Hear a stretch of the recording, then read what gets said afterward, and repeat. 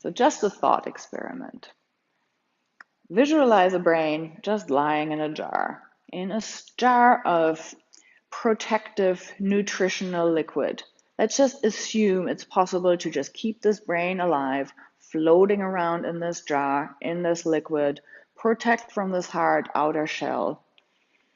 And this brain is alive, and this brain has a sense of identity, and this brain is trying to figure out what is going on in the world out there.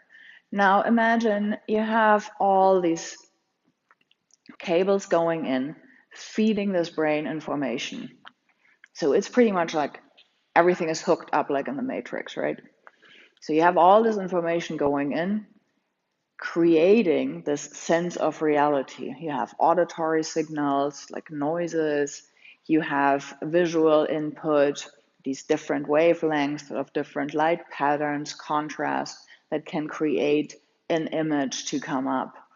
So this is the way that this brain is making sense out of the reality outside.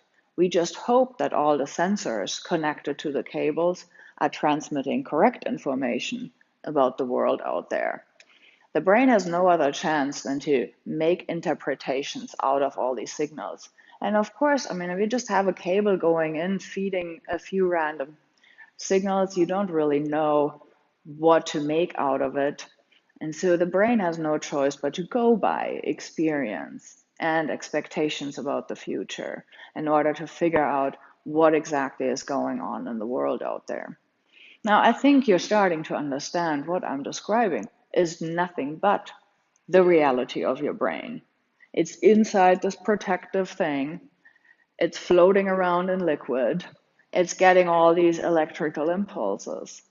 That really is all that is happening. So the brain has no idea of the world outside. The brain is left completely in the dark.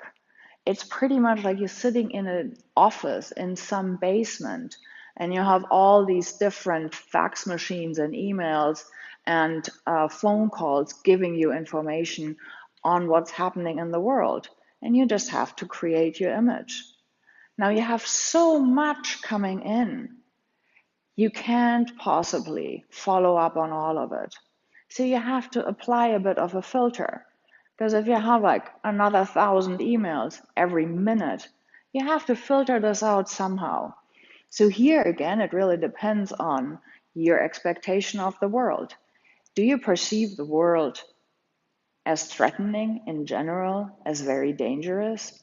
Or do you perceive the world as something warm and cozy with lots of nice people around you? That really changes which ones of these messages you're paying more attention to. So you already create your impression of the world based on your biases. And we know this from when we follow people who just have a general negative outlook and they get into a situation with a shopkeeper who is just a little bit distracted, is talking to somebody else for a while, is just looking away again. The person who has the general negative outlook on life feels like, oh, that person doesn't like me because I have a pimple on my nose. And they only didn't like me last week, and that was when I bought the wrong thing, and they were making this really weird comment about it, and now I just have to go to a different shop. The person with the positive outlook on life is coming in, is noticing the shopkeeper talking to somebody else, is getting drawn into the conversation, and is having a perfectly nice day that just got nicer. It is often the exact same situation, conversation that is completely interpreted by different people based on their biases. But the really fascinating part is that they actually see different things. And that's what that filter is, where the brain has to decide between these 1,000 different information pieces coming in about just another person who might be in the shop. That one person doesn't register, the other person makes a huge big deal out of. Or just the color of the display in the window, or some other detail. Some people see it, some people don't, completely depending on what they think is important for them to process in their environment.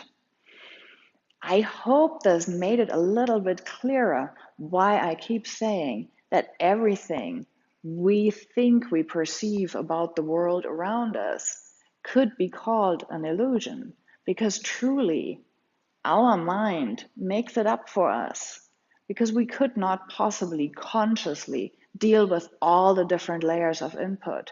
There is so much, we have to apply some kind of filter.